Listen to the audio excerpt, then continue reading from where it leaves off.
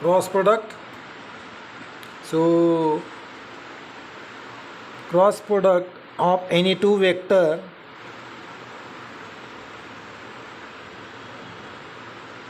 this one is a p vector, this one is a q vector. Cross product of any two vector is again a vector. Cross product of any two vector is a again vector. So here r vector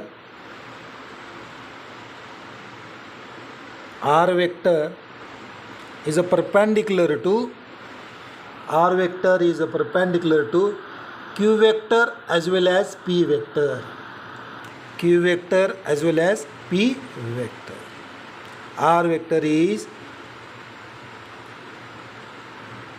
perpendicular to the plane formed by these two vector. म्हणजे जर आपण असं जर घेतला हा p vector आहे आणि हा q वेक्टर आहे आणि यांच्यामधला जो काही प्लेन आहे तो असा आहे, म्हणजे या प्लेनला तो कसं होणार आहे, परपेंडिक्युलर होणार. R vector is a perpendicular to the plane formed by these two vectors, so that is a R vector. Okay, so now here theta is the angle between two vectors. Okay, now so let's come to about the characteristics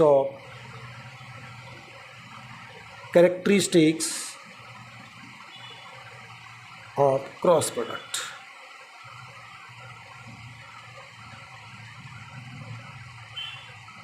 The first characteristic is it does not obey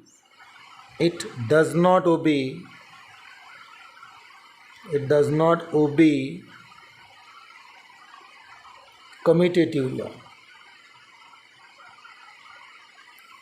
It does not obey commutative law. It does not obey commutative law. म्हणजे commutative law म्हणजे काय? So now let's come to about the p vector cross q vector is equal to p vector cross q vector is not equal to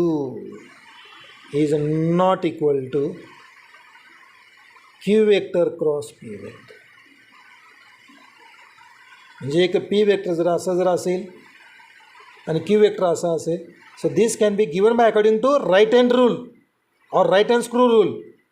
म्हणजे एक तर vertically up असेल p and q, up vertical thumb shows the up. So p vector म्हणजे r vector is the upward direction. आता q आणि p जर घेतला म्हणजे इथून असा घेतला असेल, r वेक्टर कुठे येणार आहे, डाऊनला येणार. ओके, म्हणजे निगेटिव्ह डिरेक्शन. जर याला इक्वेलिटी करायचं जर असेल, p vector cross q vector is equal to minus in bracket q vector cross p vector. अलग लक्षात. It does not obey commutative law. Now second characteristic is it obeys distributive law.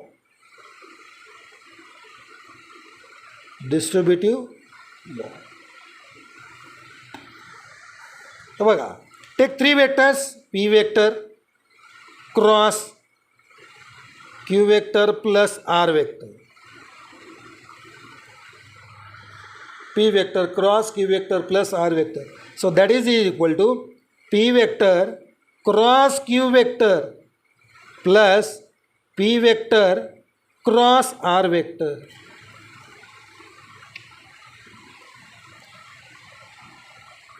p vector cross q vector plus p vector cross r vector.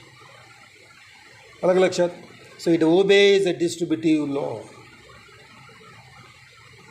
Okay, पहिलं काय, it does not obey commutative law. Now let's go to about the, म्हणजे काल मी just introduction केलं होतं, definition सांगितलं होतं cross product. Okay, हा एक वेक्टर आहे p वेक्टर, हा दुसरा vector q vector. Cross product of two vector is again a vector, that is R vector. अलग लक्षात डेफिनेशन. आता हे जे कॅरेक्टरिस्टिक्स किंवा प्रॉपर्टीज म्हणजे गुणधर्म बघूया. पहिले यामध्ये गुणधर्म काय, it does not obey commutative law. म्हणजे काय, पहिलं वेक्टर लिहिलं दुसरं वेक्टर त्याची आतला बदल केली. हा LHS आहे, LHS not equal to RHS. पण तेच शक्य आहे कुठं, डॉट प्रोडक्टसाठी. पण क्रॉस प्रोडक्ट जर हे इक्वल साईन लिहायचं असेल विथ मायनस साईन, म्हणजे काय माहिती आहे का, P वेक्टर आणि Q वेक्टर हे असं जर असेल तर R वेक्टर अपवर्ड डिरेक्शनला असेल. जर पहिलं वेक्टर मी Q घेतलं आणि दुसरं वेक्टर मी P वेक्टर घेतलं असेल जर हे डाऊनवर्ड डिरेक्शनला येणार, म्हणजे काय मायनस आहे. अलग लक्षात. म्हणून हे इक्वॅलिटी होत नाही, हा पहिला.